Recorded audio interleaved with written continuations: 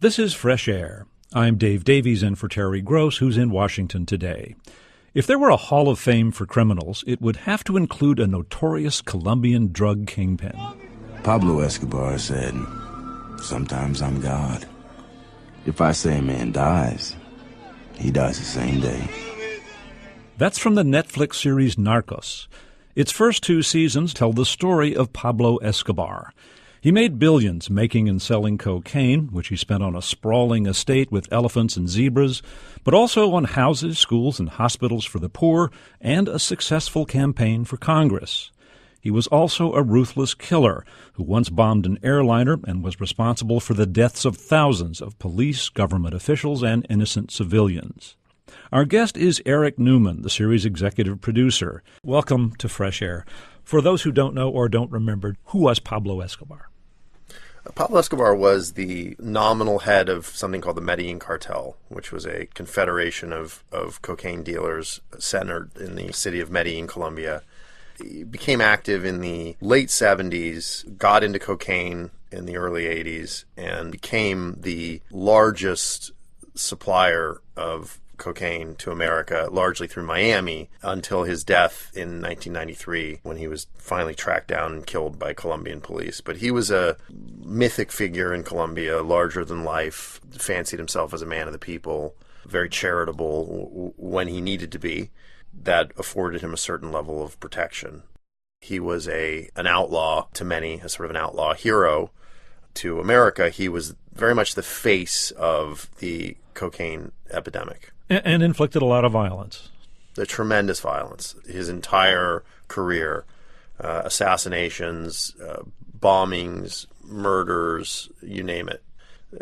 He felt an excuse for he was just fighting back. Escobar headed the Medellin cartel. There was a rival cartel in Cali. What was their place in the drug trade then and later? Cali was the number 2 cocaine cartel during the reign of Escobar, and they were very comfortable to be number 2. They weren't flashy. They weren't interested in being president. They were more interested in owning the president, and they had a variety of legitimate interests. In fact, they owned one of the largest chains of drugstores in South America. They owned the America to Cali soccer team. They had ingratiated themselves in every corner of Colombian politics. And if Escobar was a single-cell organism, fairly uncomplicated in terms of his desires and his what he was willing to do to achieve them, these guys were much smarter, much savvier, and much more complicated. There were 4 of them: the Rodriguez Orjuela brothers, Pacho Herrera, and Sept Santa Cruz Lindano. And they were just as venal and awful in their own way, but they were much quieter about it. Right. Now, you do take some liberties in telling the story. Yes. And I'm sure you know that Escobar's son, Sebastian Marroquin, living in Argentina, has pointed out a bunch of things that he says were inaccurately portrayed. Our relationship, or for lack of a better word, we really have no relationship with Juan Pablo Escobar. He had reached out to us. Escobar's son reached out to you, right? And yes, an offer of an introduction was made.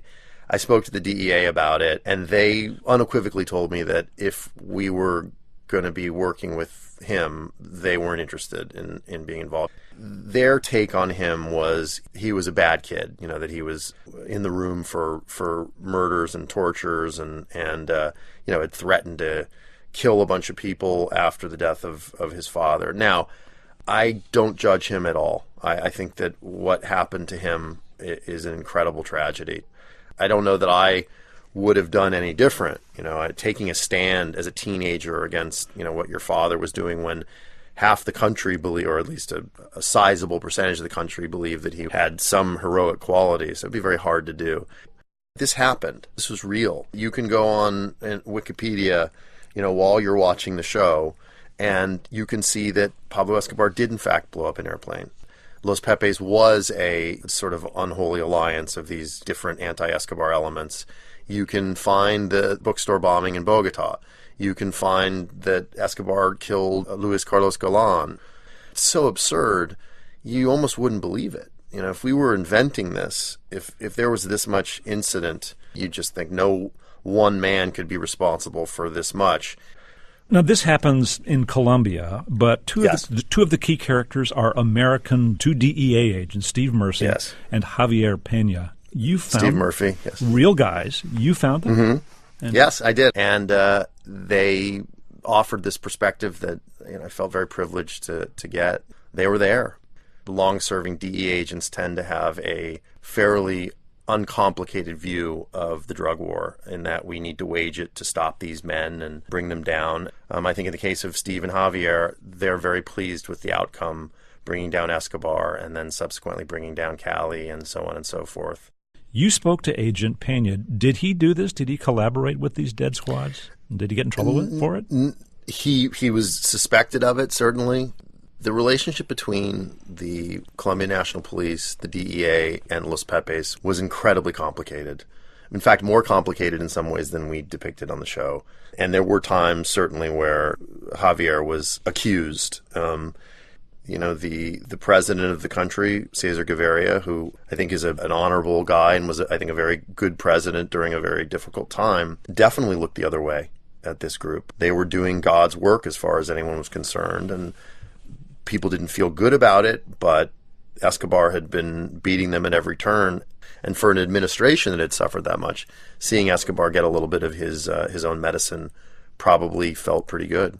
Well, Agent Peña, who in this series collaborates with the death squads, went back and had a long career in government service afterwards, yes. So I assume he was not formally charged. No. And I assume you had some conversations about this. Yes, I told him what we were going to do and how we were going to depict it, and he understood it. We've been careful who we vilify and how we vilify them. My personal opinion of Javier Peña is that he's a great guy, and he, probably did some things that crossed lines and felt like he needed to, and I think it was with the full cooperation of our government and the Colombian government. I think that our willingness to accept help from an organization that was no better than Pablo Escobar. The death squads, yeah. Yeah, I think that, once you employ, and we've done it historically, throughout Latin America, and our reasoning, perhaps it's sound. I think you could make a compelling argument, or at least you could have at one time, that the threat of communism is, the greatest threat we face. I've never believed that personally, but I see how some might. And a lot of the things that we did in service of defeating communism were really ugly. And the American footprint in Latin America and South America is, our role has not been a flattering one. Our ability to side with people strictly because they are the enemy of our enemies has put us into business with some pretty awful people. And I think that we did it with Cali and the paramilitaries in Los Pepes. Can you think of something that these agents told you that you didn't know that really opened your eyes? Wow, there's really no shortage of things that that we didn't know. The affinity that people had for Escobar, what made him so difficult to catch, was there were a number of people in Colombia, particularly in Medellin, who believed that he was a hero, which played directly against the sort of American bad guy in Latin America image that we've cultivated over the years. Our interference in Latin American affairs for the past 60 years, or actually, you can go back to the Spanish-American War. It's really for over 100 years, but I more pronounced in the era of the Cold War. It wasn't hard to make us the bad guys and to make Escobar the good guys, particularly for many Colombians, and that surprised me. And it wasn't, knowing it now, I do realize it makes perfect sense. Colombia doesn't really see itself as having a cocaine problem. Colombia has a capitalism problem. America has a cocaine problem, and what Escobar was doing and what the drug dealers have done since is continue to feed that demand for cocaine. And for many Colombians, the fact that they were bringing billions and billions of dollars back into Colombia out of circulation in the United States, that was really the problem. And I didn't know just how ingrained that philosophy was among the Colombian people. Right. It's interesting because I think most Americans' view of Escobar, I mean, it's been a long time since he died, but yes, the typical view is he was fantastically wealthy, had exotic animals on his estate, and that's kind of most of what a lot of us know. We're going to talk yes. about some other darker sides here, but the other thing is he had this Robin Hood image for building stuff in slums, particularly in Medellin. I mean, how much did he do for poor people there? A fair amount. He killed a lot of poor people too. So I think it probably all comes out in the wash. He knew that the best way to protect himself was to ingratiate himself with the Colombian people, for sure. So there was a strategy to that, but there was also a megalomania to it. He wanted to be loved. He wanted to. He did have dreams of becoming president. He did, run for Congress and win as an alternate.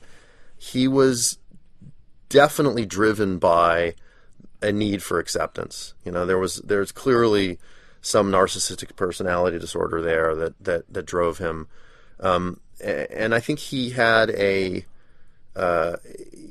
general fondness for, if not the people themselves, the idea of the people. Colombia is a very class-oriented society. Where there is a small percentage that owns everything, and there is a much larger working class that has struggled for a long time. And so the need for the kind of proletariat hero was there. He took advantage of it. And he was to many the man that America and the ruling families of Colombia didn't want to succeed, and that made him heroic to them.